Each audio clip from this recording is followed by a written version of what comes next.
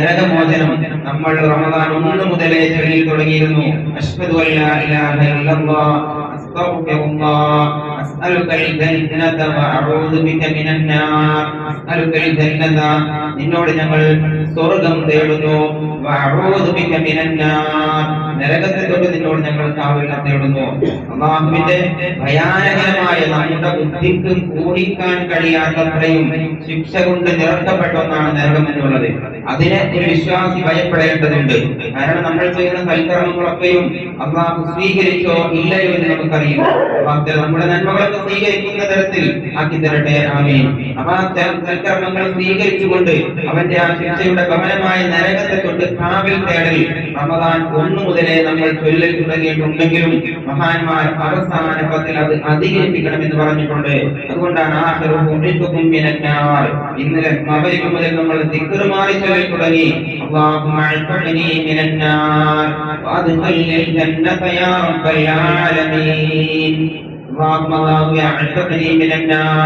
നരകത്തിൽ നിന്ന് മോചനം നടത്തണേ, നരകമോചനം നൽകണേ, നൽകണേ, നരകത്തിലേക്ക് നീ പ്രവേശിക്കല്ലേ. നമ്മളിങ്ങനെ ചൊല്ലാണ് നിസ്കാരശേഷമല്ലാതെയും.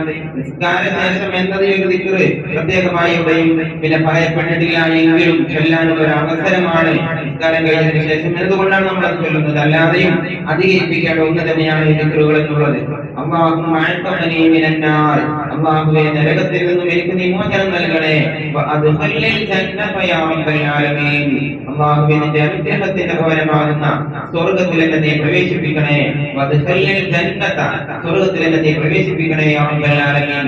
ഏകരൂപമായ അല്ലാഹുവേ എന്നാണ് നമ്മൾ ഈ അവസാന പത്തിൽ ചൊല്ലിക്കൊണ്ടിരിക്കുന്നത്. എന്നതുപോലെ തന്നെ അല്ലാഹുമ്മ ഇന്നക അഫ്വൻ തുഹിബ്ബുൽ അഫ്വ ഫഅഫു അന്നി.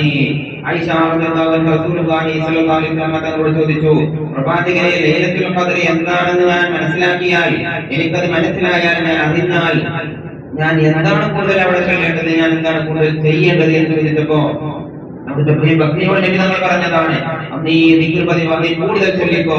അല്ലാഹുമ്മ ഇന്നക അഫ്വൻ തുഹിബ്ബുൽ അഫ്വ ഫഅഫു അന്നി. അല്ലാഹുവേ നീ മാപ്പ് ചെയ്യുന്നവനാണ്, മാപ്പിനെ നീ ഇഷ്ടപ്പെടുന്നവനാണ്, എനിക്ക് നീ മാപ്പ് ചെയ്യണേ.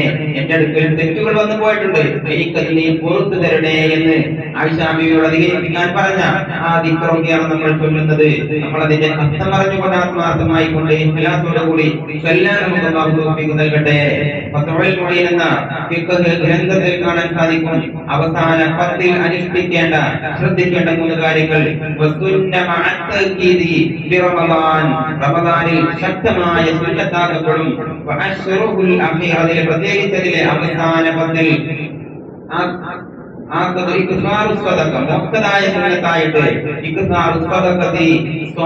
അധികരിപ്പിക്കുക, ധർമ്മം അധികരിപ്പിക്കുക. അവന്റെ കുടുംബങ്ങൾക്ക്, അവന്റെ ആശ്രിതർക്ക്, അവനെ ചെലവിൽ കൊടുക്കൽ നിർബന്ധമായ അവന്റെ വീട്ടുകാർക്ക് അവൻ വിശാലത ചെയ്യുക, ധർമ്മം അധികരിപ്പിക്കുക. അവന്റെ കുടുംബങ്ങൾക്ക് അവൻ സാധാരണ നൽകുന്നതിനേക്കാൾ കഴിയുമെങ്കിൽ കുറച്ചുകൂടി ഭക്ഷണ വിശാലത ചെയ്യുക.